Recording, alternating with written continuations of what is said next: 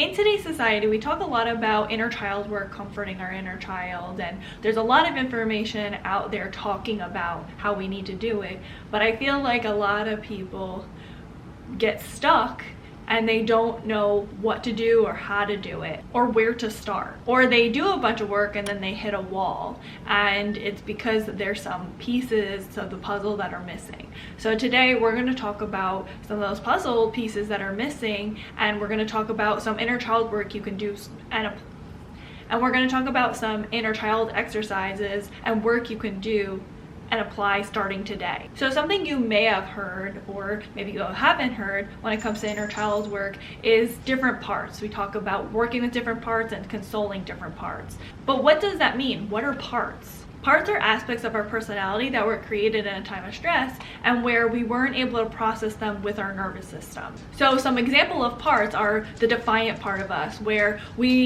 a part of us is trying to claim our dominance and become more controlling. This is maybe a time when we didn't feel like we were allowed to have our boundaries, or we were told too much of what to do. There's the depressed part of us that comes out when we were feeling overwhelmed and sad and helpless, and we were feeling as a rejected small child. There's the perfectionist part of us that always tries to do everything perfect and get everything right. There's the pleaser part of us that's more codependent, that tries to help and please and take care of everyone. The protector part of us that fights and is overly loud and overly angry and gets really defensive. So those are just a few examples, but how do these parts come to be? So we've talked about before on this channel that when trauma happens or stress happens, big stressors happen, fragments of these events get stored in our limbic system, so we then know how to deal with it better in the future if this were to happen again, or if something similar like this were to happen again. So when big traumas happen, like you dealt with divorce as a kid, you dealt with a loss, you dealt with abuse, you dealt with neglect, or small stressors happened, these things get stored in your nervous system. And if your nervous system couldn't handle it,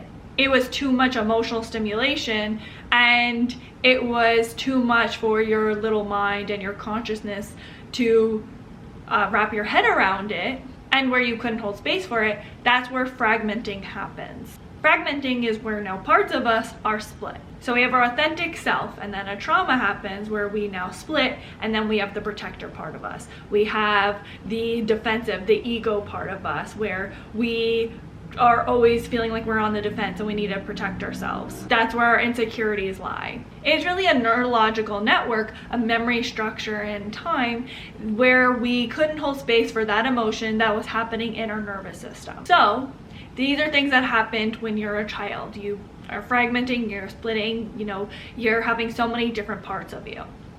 That's the way you cope. Now, when you become an adult, you will be trying to adapt adulthood. You'll be trying to grow and become the adult that you want to be. But then different events happen that then trigger these fragments to come out and these memory structures to come out, where they then dominate your personality. So you then become this egotistical, defensive person, or you become like your childlike self, that terrified childlike self that's always in a state of panic and feels very unsafe, and you live in a state of fear. You no longer are your authentic, genuine self. You are now these fragments. Instead, what we need is to attend to these different fragments so they no longer feel that they need to dominate in order to cope. The goal is to bring them back inside us and to integrate them and hold the space for them so they don't feel a need to take over to be heard. Understanding this can help you have a better understanding of what you're working with and how to deal with it. So now that we understand the different parts, how do we deal with this? The first thing is to be aware of the sensations. That's the very first trigger for you to understand, oh, this is the part of me that's coming out. So when you are going into that fearful state, recognize, oh, this is my scared inner child coming out. Or when you recognize you're going into those people-pleasing tendencies, recognize and identify, oh, this is my people-pleasing side coming out. It's really important you identify it and acknowledge it. This is what's happening, because you can't do anything if you're not aware and you don't acknowledge this is the part of me that's coming out, and being aware of the sensations you feel. So you may feel something in your chest, in your stomach, in your back, in your face. You'll feel something, so get familiar with the sensation and what part of you is coming out. Then it's important that you acknowledge it and hold space for it. So when those, that fearful state's coming out, say, I know you're scared. I know that you don't feel safe right now. And it's okay that you feel that way. Give that part of you the permission to feel that, because when you were younger, you didn't feel like you were allowed to feel those things, and that's why you came up with different parts to be able to deal with things. And then comfort that part of you.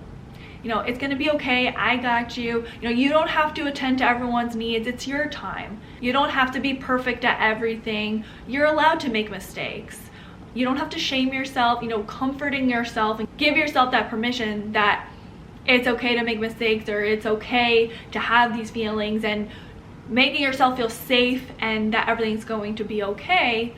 That's holding that space for you so that you can process it and really be able to release it. And then it's important to ask that part of you, what do you need? What do you need right now? Because oftentimes those parts of us are acting out because they need something from us.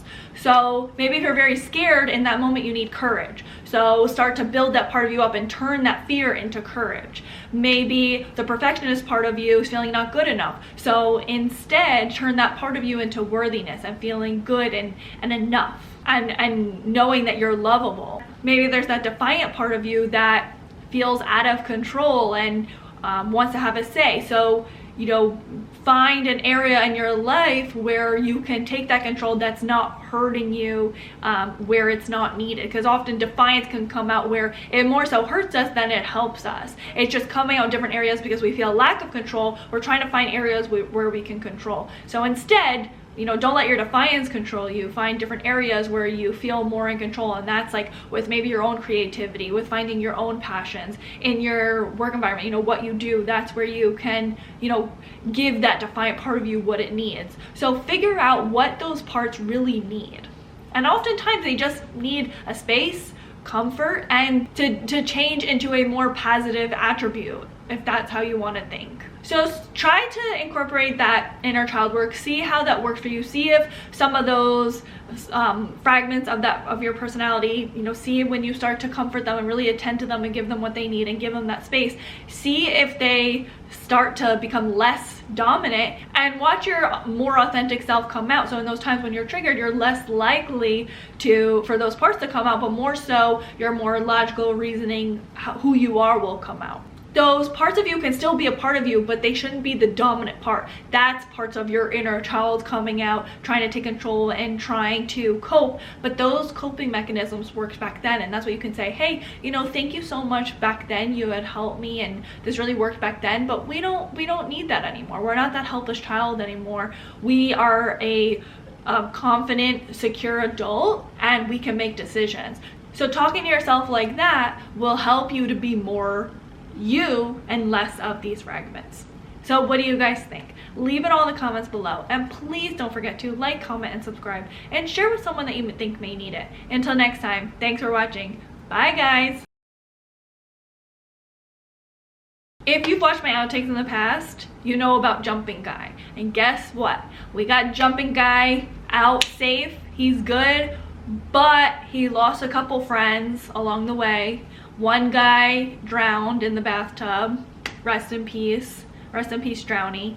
And unfortunately, Jumping Guy did lose a leg. I don't know how that happened. It might have been just from, he was trying to go around the house too much. But I think he's safe if he didn't get eaten by a bird or something. But we're Gucci.